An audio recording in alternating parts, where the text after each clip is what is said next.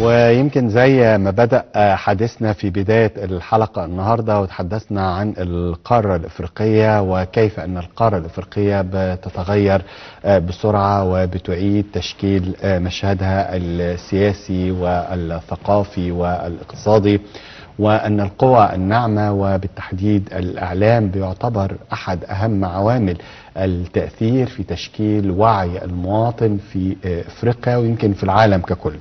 الحقيقة الدور المصري الكبير والإعلام المصري مؤثر وفاعل في مش بس طبعا في مصر ولكن في أفريقيا والعالم العربي، لأن هو ده دور الدولة المصرية، نشر الثقافة ونشر الوعي ونشر الأفكار الإيجابية ومحاربة كل ما هو متطرف وبعيد عن الأفكار الوسطية الهادفة.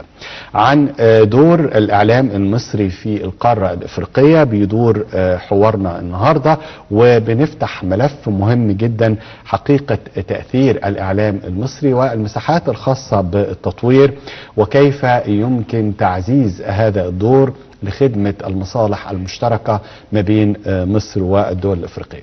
وبشرفنا النهاردة أن يكون معنا شخصية الحقيقة لها حضور بارز في أفريقيا وصوت له تأثير في الساحة الإعلامية على مستوى القارة السمراء. معنا الدكتور أبو بكر برقو، رئيس اتحاد التلفزة الخاصة الإفريقي والمستشار الإعلامي للرئيس التشادي والمستشار المكلف بالبعثات الدبلوماسية السابق للرئيس الحالي، وأيضا رئيس مؤسسة النصر للإعلام والكاتب والمحلل السياسي. أهلا بحضرتك يا دكتور وسعداء لوجودك معنا النهارده. مرحبا بكم، اشكرا على الاستضافة إن شاء الله. أهلا بيك. خليني أبدأ مع حضرتك برؤية حضرتك بشكل عام للمشهد الإعلامي داخل القارة الإفريقية، أبرز سمات هذا المشهد، أبرز التحديات، رؤية حضرتك حتى من الناحية ككاتب ومحلل اقتصادي وسياسي. أولا شكرا. الإعلام في أفريقيا لا زال حتى الآن تقدر تقول الحمد لله، لكن الناس تحتاج إلى المزيد. إذا قارنا بالفترات اللي فاتت الآن أكثر نموها، لكن أيضا زي ما قلت فيها تحديات. أمنية المنطقة وتعليم وتأثيرات الأشياء الجاية فيها، وبالإضافة لده الغزو بتاعت السوشيال ميديا بديل للإعلام اللي برضه حد ذاته مشكلة. المتغيرات والصراع الإقليمي في أفريقيا برضه دور للإعلام، دور كبير جدا لابد يلعبوا في المرحلة القادم. الفترة السابقة تقدر تقول الإعلام متأخر إذا قارنا بالدول الثانية. اتحاد التلفزة الافريقي الحقيقه قرر يكرم السيد الرئيس عبد الفتاح السيسي في شهر يناير القادم. يمكن ده خبر اكسكلوسيف لينا على شاشه قناتنا لايف التلفزيون المصري، وده الحقيقه جزء من دور منظومه الاعلام المصري مش بس في السنوات الاخيره، ولكن الاعلام المصري طوال اكثر من 50 او يمكن 60 عام. يمكن زي ما حضرتك ذكرت ان النهارده واحنا بنتحدث مع التكنولوجي الحديث وبنتكلم على الميديا ووسائل التواصل الاجتماعي، ازاي النهارده ده اثر بشكل كبير على تأثير قوة الإعلام المرئي والمسموع والصحافة؟ زي ما قلت لك الآن، أما ما إذا نقارن بالفترة اللي فاتت يعني في تقدم كبير جدا، وخاصة الإعلام المصري. لأنه عنده قرابة 100 وكم سنة قبل إذا قارنت بالإعلام. وفي جزء كبير فيه تأخير حتى الإعلام المصري، لأنه زمان تقدر تقول صوت العرب من القاهرة وتقول إذاعة القرآن من القاهرة توصل لحد أدغال أفريقيا. لكن الآن مع الظهور بتاع السوشيال ميديا واثنين، ما في قناة بأفريقيا فيها 3 4 5 لغات رسمية، الفرنسية والإنجليزية والعربية. العربية في تقدر تقول تغطوا الساحل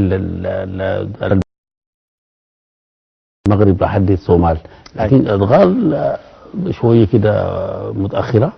والسوشيال ميديا لعب دور كبير جدا. عشان كده نحن في الاتحاد شايفين على صنه هيكون الكلام اللي انت قلته تكريم السيسي تحت الدراسه، لانه دايره موافقات ودايره اجراءات وماشيين فيه، عارفين الدور اللي هو لاعبه.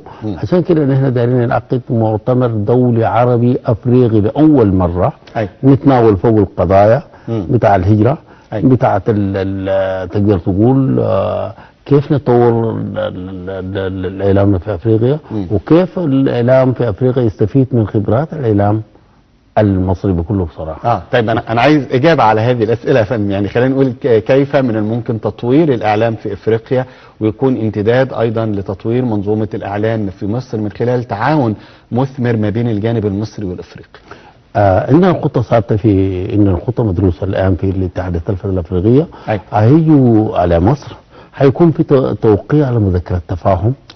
اولا في مجال التدريب كويس، لأن في مجال التدريب بالذات الآن مصر عنده دور كبير جدا في بمعاهدها بمؤسساتها بمراكزها بتاع الإنتاج.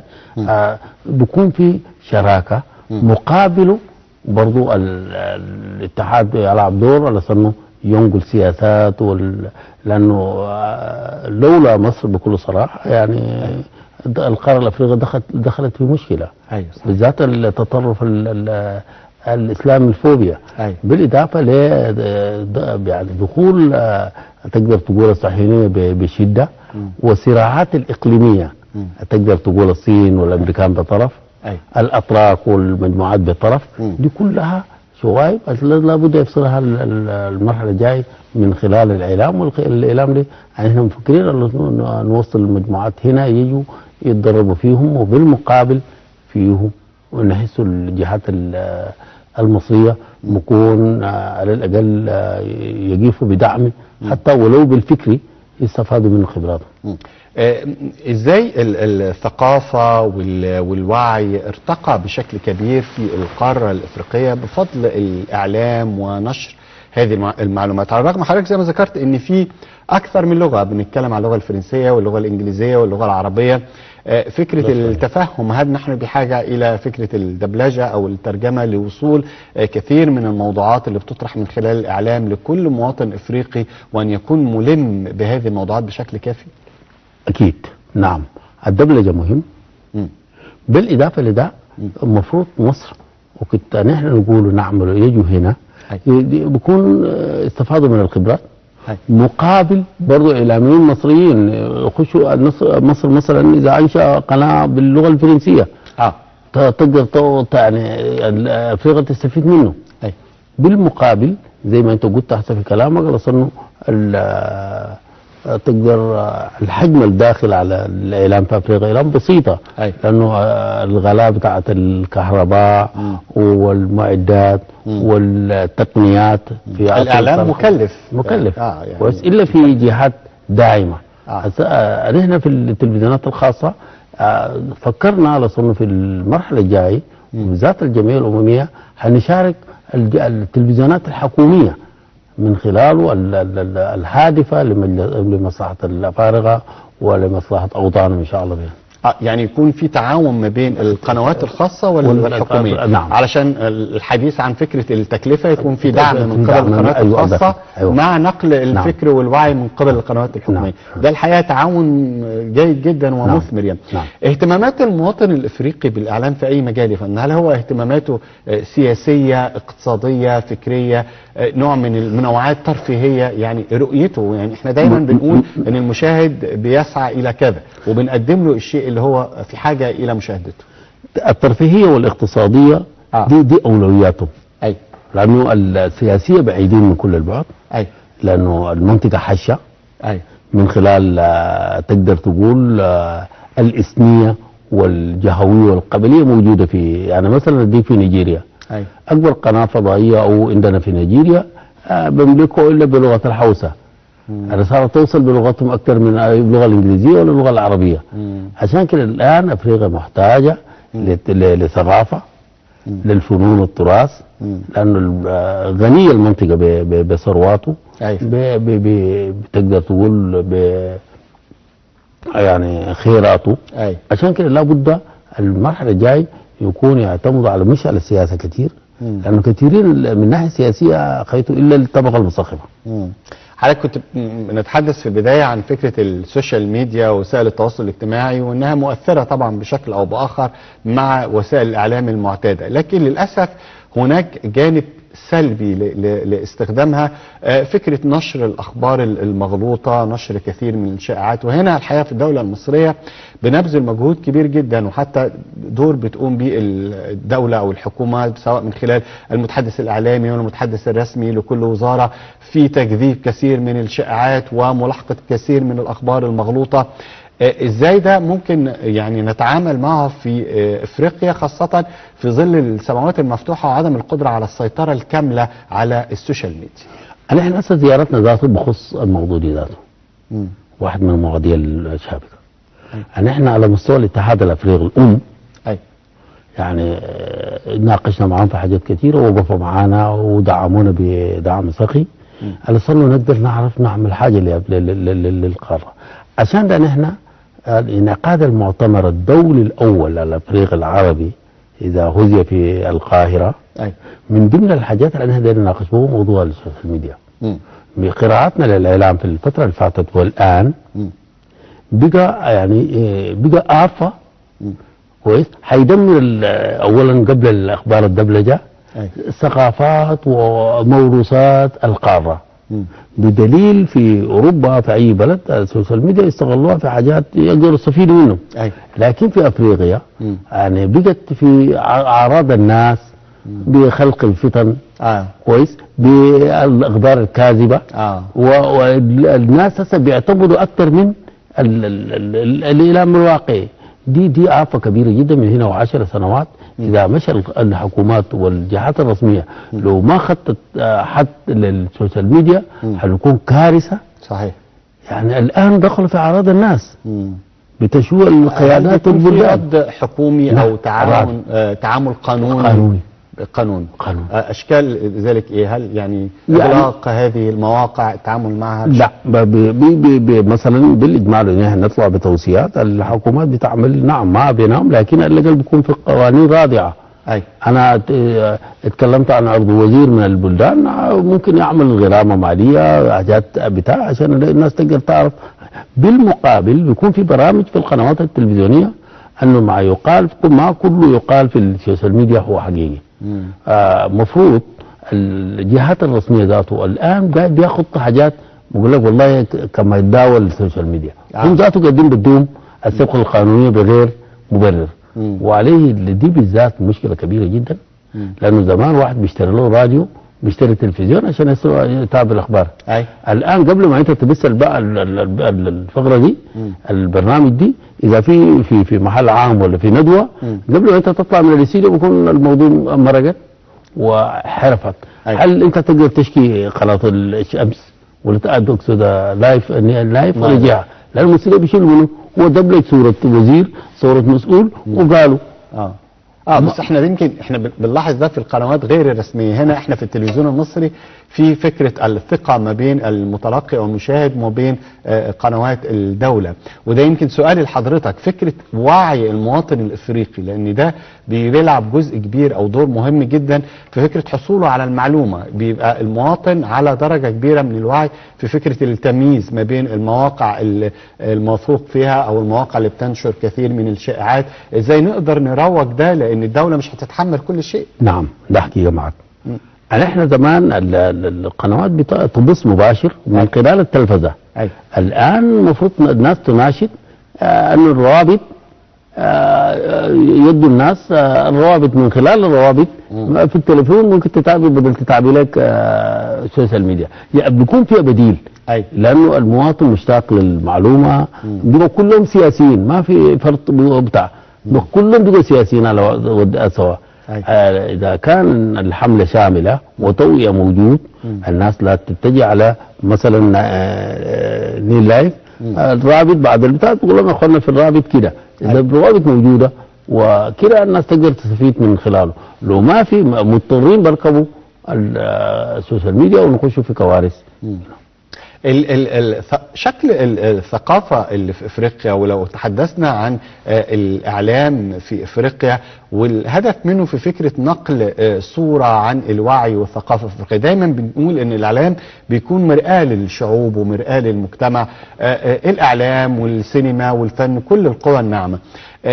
ايه يمكن اللي كتير من دول العالم ما يعرفوش بشكل واضح عن افريقيا او معلومات مغلوطة محتاجين من خلال تطوير الاعلام الافريقي انه يوصلها بالشكل الحقيقي والجيد لكل العالم؟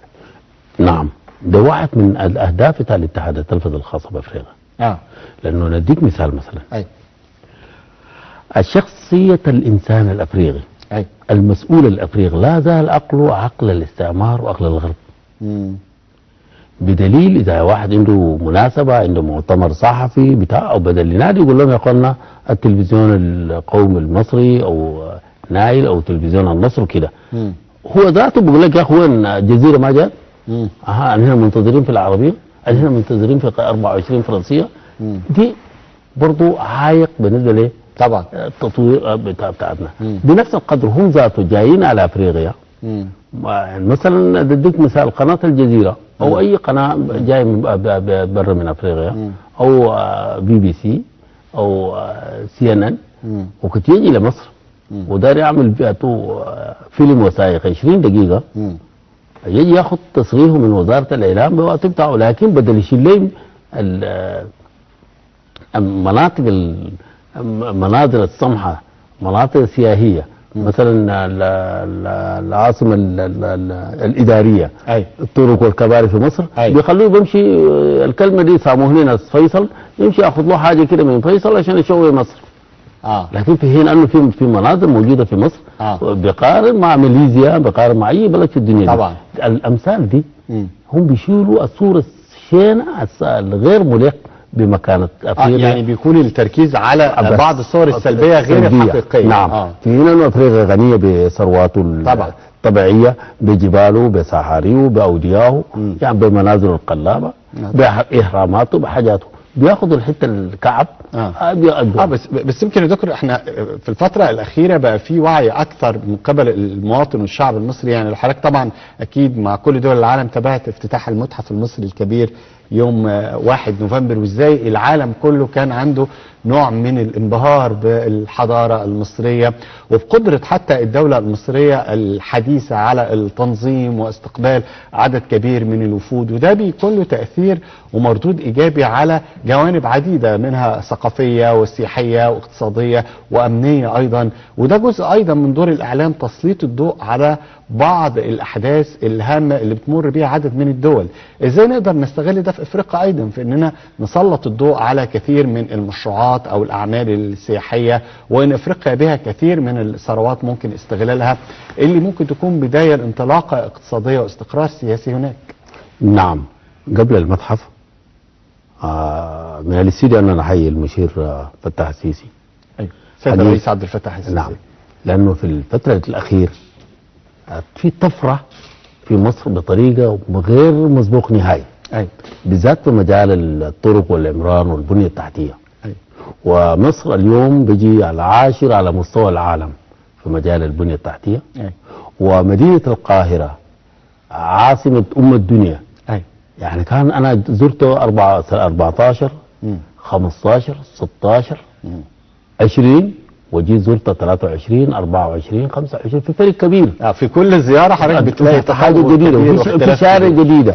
اختناق المرور اللي زمان كان المفروض توصل من مدينه ناصر عشان تمشي عند 6 اكتوبر ده لك 4 ساعات. لا خلاص عدى الموضوع ده انتهى خلاص. بنفس القدر المتحف القومي اندهش العالم. اي صحيح. يعني مصر احتفظ بتاريخه بكيانه. الاشكاليه دي كلها دي دماء للمصريين، فخر لكل الافارقه. ايوه صحيح. الفضل شنو؟ الاعلام المصري يدخل على ادغال افريقيا عشان يوصف الدور التقدم اللي فات فيه والناس يستفيدوا منه. ايوه. يعني هسه عندنا على سبيل المثال كيغالي. ايوه. يعني بقى اجمل مدينه في افريقيا بعد جيه بول كاغامي. اذا في قيادات زي بتاع مصر والرئيس السيسي كلماته اذا تبدا به ببدا لك تحيا مصر. اي الكلمة دي كلمة من أعماقه يعني وطنيته. صحيح صحيح. اثنين والحقيقه الدوله المصريه دائما ما يعني بتكون بتقدم كل الدعم لافريقيا بشكل مستمر، ويمكن حتى السيد الرئيس تحدث كثيرا في فكره نقل الخبره المصريه في البنيه التحتيه او غيرها لافريقيا، وتحقيق تعاون مثمر ما بين مصر وعدد من الدول الافريقيه. وحضرتك ذكرت قلت 2015 و2016، حضرتك تتذكر معايا ان 2016 كانت الدوله المصريه رئيس الاتحاد الافريقي، وكانت مسؤوله عن الاتحاد الافريقي، والسيد الرئيس ايضا بذل مجهود كبير جدا في هذه الفتره لتطوير افريقيا ولدعم افريقيا، والدوله المصريه جزء لا يتجزا من افريقيا. ازاي نقدر نحقق مزيد من التعاون في كافه المجالات سواء الاعلام او القوى الناعمه والمجالات الاستثماريه ما بين مصر وافريقيا؟ أنا باسم الاتحاد شاركت في القمة الأفريقية في 2016 في أديس أبابا. أي. ويبدو لي ده أول قمة الرئيس السيسي يحضر فيه. وأنا كنا في القاعة. أي. تابعنا خطابه في 2016. 2016. وكان حماسه 80% نفذه. أي. بدليل أن توجيه الاستثمار المصري على أفريقيا. أي. ودي مقاولين العرب، شركة مقاولين العرب دخل بكل صغله في جزء من الدول الافريقيه وبسمعه طيبه. يعني طرق اشهادوا مقاولين العرب يعني كان من امتاز تطوير في كثير من المشروعات بنفس القدر نقل الموضوع انتاج الثروه الحيواني. كويس. يعني زمان يصدر الماشيه والبتاع بتاعهم عشان يجي كده، لا الان الشركات المصريه في بعض الدول عمل مزاري تقدر تقول حديثه، يربى الاجول وبعد ذاك يجي بتاعه بيكون الشغلانيه كده بنفس القدر. الطريق الان اذا خلاه العمر وحافظوا عليه الناس، سيسي عنده فكره على صرنا في طريق قاري من مصر يربط طريق يربط ما بين مصر لحد النيجر لحد مالي. ودي وبلغ مشروع عملاق. نعم. الدور الفضل هسه على مستوى القياده اطلق على صنو الاستثمار والاعلام كلهم يتجهوا على افريقيا. الدور بتاع النقله دي نقولوها نحن كاعلاميين بشراكه. الاعلام هو يوري على الطاقات، مثلا قناه النيل لايف هيعمل اتفاق مع افريك ميديا مثلا. النشره الحسب بتاع حسب برنامجنا بيكون مربوطه به على الهواء. كويس. على الاقل استفادوا ملايين من البشر تابعوا له، لانه حتى الان يعني فكره انه يكون في بث مشترك ما بين مصر وافريقيا على الهواء. نعم. وتعاون في مجال الاعلام يكون بث مباشر ما بين عشان احنا دايرين نجيب مجموعه كبير جدا من الاعضاء، لانه اي فرد في الاتحاد بيكون مالك قناه حتى يبقى عضو. الديل يجوا حيكونوا مع الشراكه بين القنوات بيناتهم. بكون على الاقل ان احنا نقلنا التجربه المصريه الناس استفادت هناك. طيب حضرتك ليك خبره كبيره في اداره الاعلام والعمل الاستشاري، عايزين برضو نعرف من حضرتك اهم الدروس او الخبرات اللي حضرتك خرجت بها من خلال عملك كمستشار لرئيس الجمهوريه. اولا انا وكنت جبت مستشار سابق. الان انا رئيس للاتحاد التلفزه. في 93 في كانت في صحيفتين وفي إذاعة الوطنية وإذاعة الأم، التلفزيون الأم. تلفزيون الأم تلفزيون أرضي. أنا أخذت دورة في بغداد للإعلام، دورة تحريرية في بيروت، حتى جيت مصر الشروق في مدينة الإعلامية في دبي، مدينة الإعلامية في دبي. الفكرة دي ليش أنا ما نمشي مؤسسة إعلامية؟ وأنا كنت صحفي في التلفزيون الإذاعة الوطنية. بدأت جاءت فكرة إنشاء قناة مؤسسة النصر. فكرة إنشاء مؤسسة إعلامية في إفريقيا. لا في أفريقيا في دولة تشاد. في دولة تشاد تحديدا. واسمها النصر. أيوة. الإذاعة دي بالعربية والفرنسية. يفتح بالقرآن ويختم بالقرآن. دي قربت المستمع، لأنه أول إذاعة الناطقة الأهلية ناطقة بالعربية. ناطقة بالعربية والفرنسية. الفرنسية مع الإذاعة الأم موجودة. ايوه. لكن كخاصه كده بعدك 3 اذاعات جايه فيهم وفي اذاعات جات. في 2007 ليه التجربه دي نقولها نعمل قناه ارضيه في تلفزيون ارضيه. وبالفعل اسست التلفزيون الارضي اسمها التلفزيون المصري. في 2010 انا طلعت بالنايل سات على القمر النايل سات. بعد سنه حتى التلفزيون الام دخل القمر. على اي حال التجربه اللي كم 30 سنه او كم سنه دي خلاني انه الرئيس دبي الاب رحمه الله عليه استدعاني على أن نكون جنبه وندعم الفكره دي، وبالفعل فكر فيه. حتى ايام منه وفاته وبلغني على أن نعمل له قناه خاصه اسمها صحراء تي في في منطقه ام جرس. دي خلاني انه باداره كمستشار كويس. كمستشاريه تديرها كيف؟ ما كلام ورق ولا كلام بتاع، انت تكون تنقل الكلام الحقيقي للاداره او مكتب الرئيس، توريه على صنع الخطوات الماشي كله بعد 24 ساعه تعمل ديبش اللي هو ملخص ما يدير في العالم. هل بيكون في تفكير يا فندم على فكرة الاستعانة بالخبرات المصرية في كثير من القنوات كإدارة كتصوير كتقديم كإعداد كتقديم محتوى في نقل الخبرة المصرية بشكل واضح من خلال بعض الكوادر؟ نعم، ما مصرية، لكن الخبرات المحلية جاءت استفادت من مصر وقرب من مصر. أي. وبالفعل نجحوا كلهم. على سبيل المثال نحييه من هنا الدكتور علي قدرقي، الآن رجل ما شاء الله مشى في بقت مساعد الإعلام برئاسة الجمهورية، والآن بيقدم برنامج يسموه برنامج حوار قضية الحوار. أي. الأمثلة كثيرة الآن بتاع، لكن كمصريين على الأرض صحيح في بداية الإنشاء بتاع القنوات هم اللي أسسوها، لكن بيرجعوا. أي. هل بترى ان المؤسسات الاعلاميه المستقله او المؤسسات الخاصه قادره انها تلعب دور في فكره التنميه المجتمعيه بنفس القوه الخاصه بالاعلام الرسمي، ولا نحن نتحدث عن فكره التعاون ما بين المؤسسه الاعلاميه المستقله والاعلام الرسمي لتقديم منظومه اعلاميه مختلفه؟ اولا كمستقله ما بتقدر توصل الاهداف زي ما بوصل لاسباب. التمويل، خبرات، حاجات كثيره بفوت عليهم. كويس. الان مع الظهور الرقمي والحاجات اللي حصلت والسوشيال ميديا بقت سوق ما في. كويس. الراسماليين بتاع الاعلام الخاص من الصعب جدا يوصلوا المعلومه، عشان ده فكرنا على صنه ليه انه يكون اتحاد التلفزيونات في افريقيا عشان يندمجوا فوق التلفزيونات الحكوميه جزء منها. كويس. بناء على ده يا الناس يكملوا الشغلانيه مكتمله. بكل صراحه ليه بس ان احنا انشينا الموضوع دي بعد الربيع العربي يعني بقت خطوره في العالم ذاته.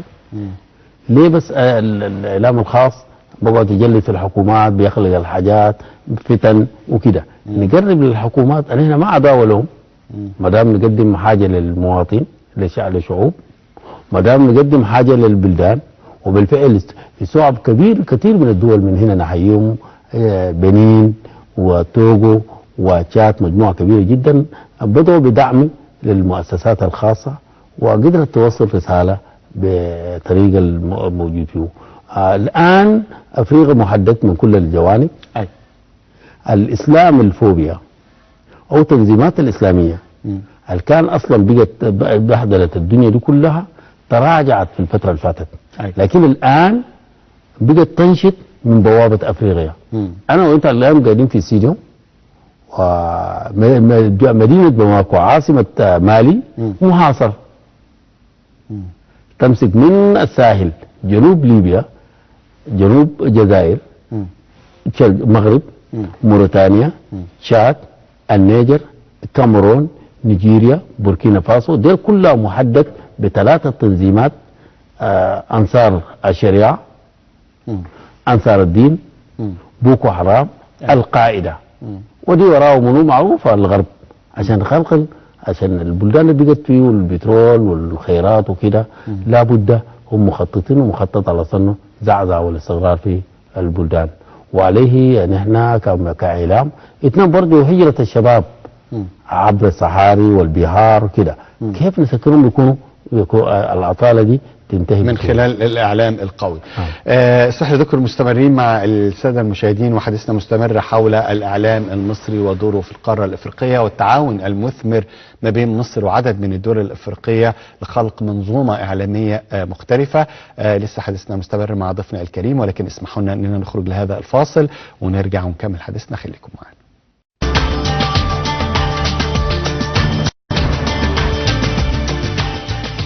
وعن دور الإعلام المصري في القارة الإفريقية بيتجدد حوارنا مع ضيفنا الكريم الدكتور أبو بكر برقو، رئيس اتحاد التلفزة الخاصة الإفريقي والمستشار الإعلامي للرئيس التشادي ورئيس مؤسسة النصر للإعلام والكاتب والمحلل السياسي. بجدد ترحيبي بحضرتك يا دكتور أبو بكر، أهلا بيك مرة تانية. مرحبا بكم. دكتور أبو بكر، احنا بنتحدث عن التنمية في افريقيا بشكل عام، كيف من الممكن ان يكون للاعلام بجانب طبعا دوره التوعوي والتثقيفي والترفيهي انه يكون له دور في فكرة التنمية ونشر احاديث عن المشروعات الخاصة بالتنمية في افريقيا وتطورها؟ اولا محتاج جهد كبير حتى يكون يشارك الاعلام في التنمية. ايوه. ببرامج هادفة تشجيعية للجهات ذات الاقتصاد. بنفس القدر اللي تقدر تقول يواكب العصر عشان يوصل الشغلات ويشجع المستثمرين. وعندك مثلا الآن أفريقيا محدد من كل الجوانب بخيراته بدحبه وصراعه الإقليم الآن موجود هنا، ما صراع يعني بتقول كده صراع من أجل الوجود.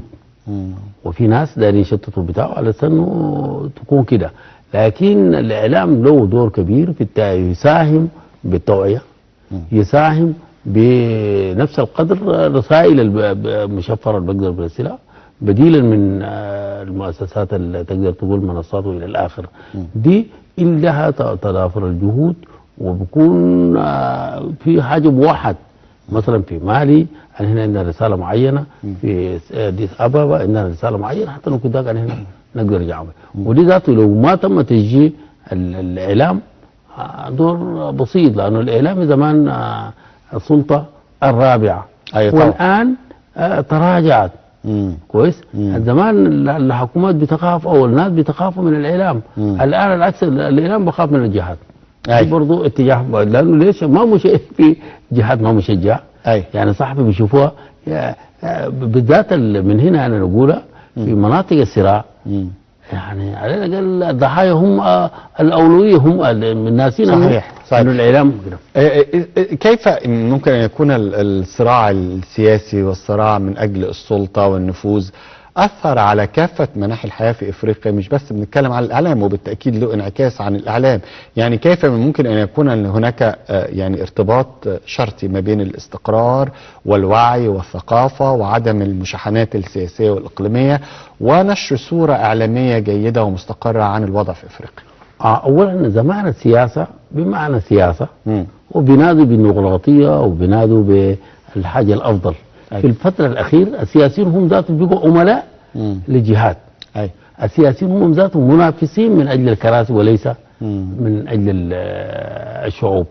دي خلت مجابدة في عدم الصراع الاستقرار في البلدان الأفريقية. لأنه كلها نحن قراءاتنا للسياسة في أفريقيا معناته لحد 2037 مدني ما بقدر بحكم أفريقيا إلا دور عسكري. ليش؟ المدنية المذهبية الإثنية الضيقة في إطار مثلا ينشرك في بلد فوق 1 مليون فيه 60 أو 70 حزب سياسي. المواطن بيجي فين؟ وأي واحد بيعتبر بأجندة بتاعه، وبكون أنا نجي مثلا ننشأ عليه حزب نسميه حزب الكرامة في مصر. على غرار ذاك عشان أكون بتاع. وفي حزب الكرامة في مصر هو ذاته ما قادر يوصل أهدافه بطريقته المقسمة ب3 4 حاجات. ده على سبيل المثال. عشان ده في الفترة الجاية بالذات السياسة في الوقت الحالي لابد دايره قيود رسميه ودايره يعني ضوابط للانظمه، بدليل انه العسكريين نجحوا. امسك هسه طبعا. وفكره يعني الاستغلال الامثل للثروات في افريقيا، يعني اهدارها بهذا الشكل. يعني لسه بنتحدث مع حضرتك عن ان الاعلام هو صناعه مكلفه، وفكره الاحتياج الى الاستوديوهات والكاميرات والبرامج والاضاءه كل ده مكلف، والسيارات وغيره. ونحن نتحدث عن افريقيا مليئه بالثروات، لكن دائما ما نتحدث عن فكره حسن استغلال هذه الثروات بالشكل الجيد اللي هينعكس مش بس في الاعلام، في كافه مناحي الحياه. لا حساس ان في افريقيا 4 دول فقط نجح. ال4 دي كلها مستهدفه الان في الطاوله لتفكيكه. الجزائر بلد المليون شهيد، متمسكه بجيشه، متمسكه بشعبه، متمسكه بارادته. بنفس القدر جنوب افريقيا. تجي مصر، نيجيريا، ديل ال4 دول شويه كده اليوم فيهم. ليش؟ ديل قدروا دخلوا هم في التنميه بتاع الجيش المصري اللي هو من شركات الطرق والكباري، دي خلى موضوع بتاع الدفاع في وقته، وفي وسط السلم لمصلحه البتاع. اليوم ده نبني له عماره او مبنى بتاع التلفزيون ده، نديه لتاجر بيجيب له فاتوره ب 800,000 مليون دولار. لكن الجيش ممكن باقل بالربع من القيمه، بس التكلفه بتاعت المنصرفات والحاجات دي بس تمام بيشوف. دي الان مستهدفه عشان تفكيك هذه الدول. اذا ال4 دول اللي اتفككت معناته ساهل نحن ثروات افريقيا. لا قدر الله. والان في نيجيريا بدات قبل ايام كلنا سمعنا انه تحديد بطريق غير مباشر انه لابد بتاع، وامثله كثيره عشان لابد للتنميه يجيب في حدود الحكومات بتفهم أن الحكومات العسكريه بالرغم من شعوب بنادي ونوها العربي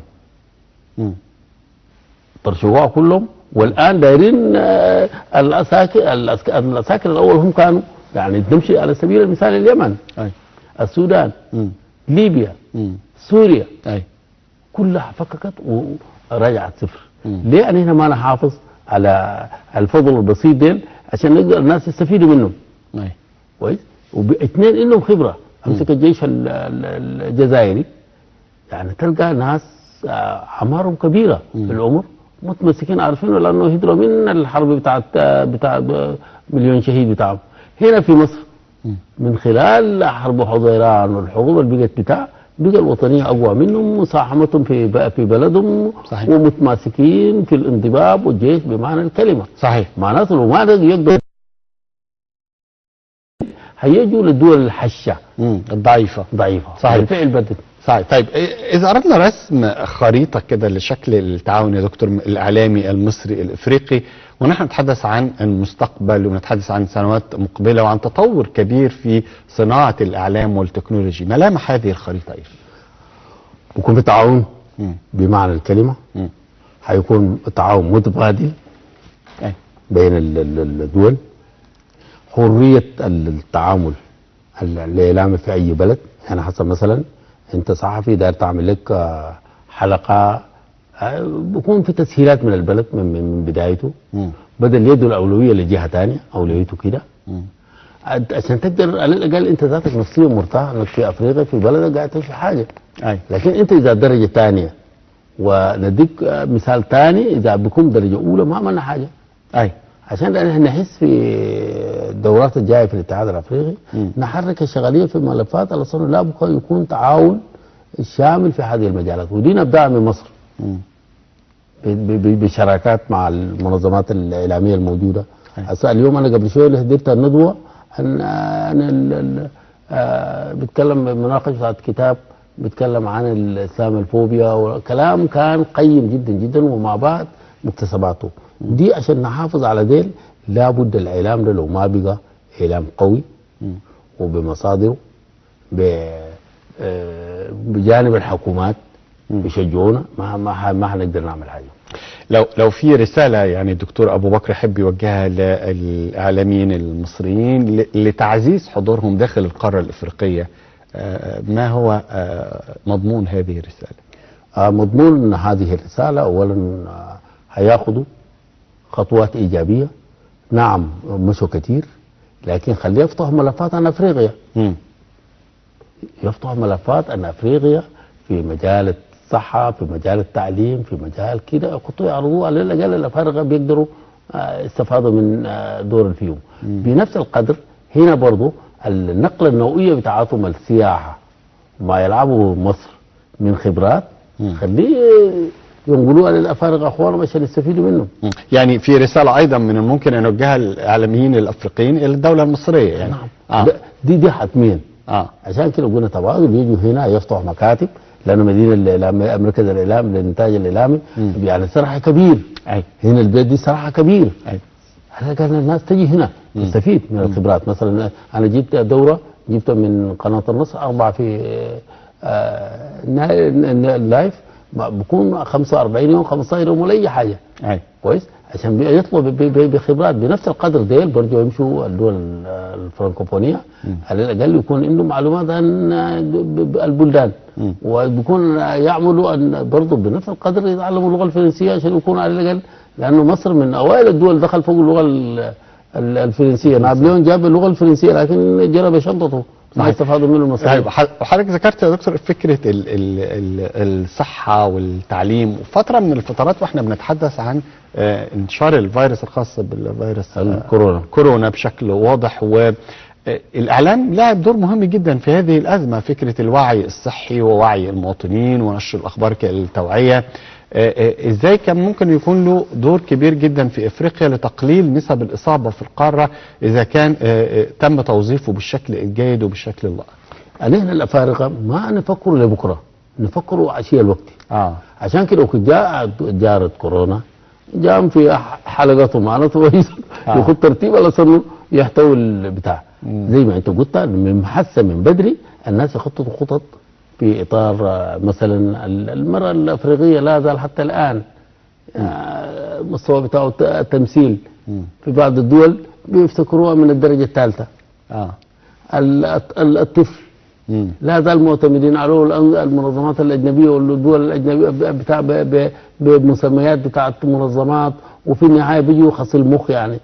برضو الهجرة الغير الشرعية، تجارة المخدرات، تجارة عبر القارات، دي كلها لا بد دور الإعلام. المرحلة الجاية مرحلة كبيرة جدا، ونحن نراهن على جمهورية مصر العربية بدوره الراعد في هذا المجال. على الأقل يدي 5% فقط من الأنشطة بتاعه للأفارقة حتى لو يعني يستفيدوا منه. نعم. دعم الاستقرار ايضا والسلام داخل افريقيا في ظل النزاعات القائمه في بعض المناطق في الفتره المقبله، يعني ازاي نرسخ هذا الدور الكبير للاعلام المصري والتعاون الافريقي في الفتره المقبله؟ ده تضافر جهود من كل الاطراف. الافارقه نايمين ما فاهمين دورهم البقى شنو. هنا الخبرات والحاجات دي مقدسه. كويس. الناس مثلا الدكاتره الندوات سيمينارات ليش ما بيقف في افريقيا؟ كويس. خبراء المصريين ليه ما ينزل؟ يعني استفاد منه مصر حاجتين بس فقط افريقيا. الازهر من هنا نحييهم، لعب دور كبير جدا، سخف، علم خريجين اكثر من 2-3 مليون من يعني تقدر تقول خريجين بتاع الازهر في افريقيا في كل المجالات. اي في كل العلوم. زي ما قلت لك في الطرق والكباري ده دور لعبوا المقاولين العرب. انا ناشد كل المستثمرين كويس والخبراء في مجالات تخصصهم يتجهوا على افريقيا، لانه مصر جزء لا يتجزا من افريقيا. صحيح. وحلقه وصل بين اسيا وباوروبا وبالعالم الاسلامي والجماعه الطيبين كلهم. مصر ام الدنيا حقيقه. عشان ده لابد لمصر منتظروا ملفات كبيره جدا. والافارقه بيكونوا له كل لانه بالذات انا من دوله تشاد في تاريخ، وده القاعدين اليوم بكره وبعدين كثير بقى بينقضوا، لكن حقيقه يقال الحكومات اللي فاتت في مصر يعني بيستخفي في انسان الافريقي، لكنه في عهد السيسي ده اول مره مستوى رئيس جمهوريه يزور دوله تشاد سيسي، وده صحيح بالنسبه له، ودي خلت افاق كبيره لدول كثيره كويس. وحتى في القمه الافريقيه وكنت يقول لك والله الرئيس المصري كلهم دارين ينتبهوا. عشان كده هم على الاقل يعني يحركوا على افريقيا اكثر من القياده بقى، خلاص نطق على صنعوا يتجهوا يستثمروا في افريقيا يكفي. لكن الناس التحت نايمه. لكن سيظل دور الإعلام المصري في إفريقيا دور هام ودور حيوي، ومصر جزء لا يتجزأ من إفريقيا، والتعاون المصري الإفريقي في كافة المجالات، في الإعلام، في البنية التحتية، في المشروعات الاقتصادية، لأن نهوض الدول الإفريقية بينعكس مش بس على مصر وعلى إفريقيا ولكن على كل دول العالم. بشكرك يا فندم شكرا جزيلا، وشرفتنا وأسعدتنا بهذا اللقاء. دكتور أبو بكر برقو رئيس اتحاد التلفزة الخاصة الإفريقي، والمستشار الإعلامي للرئيس التشادي، والمستشار السابق والمستشار المكلف بالبعثات الدبلوماسية السابق للرئيس الحالي ورئيس مؤسسة النصر للإعلام، وأيضا الكاتب والمحلل السياسي، كان ضيف عزيز علينا النهاردة في صفحة جديدة في حلقة خاصة جدا عن الإعلام المصري ودوره في القارة الإفريقية. أشكر كل السادة المشاهدين اللي تابعونا النهاردة. صفحتنا خلصت، وانتظرونا صفحة جديدة من تاريخ مصر، وإلى اللقاء.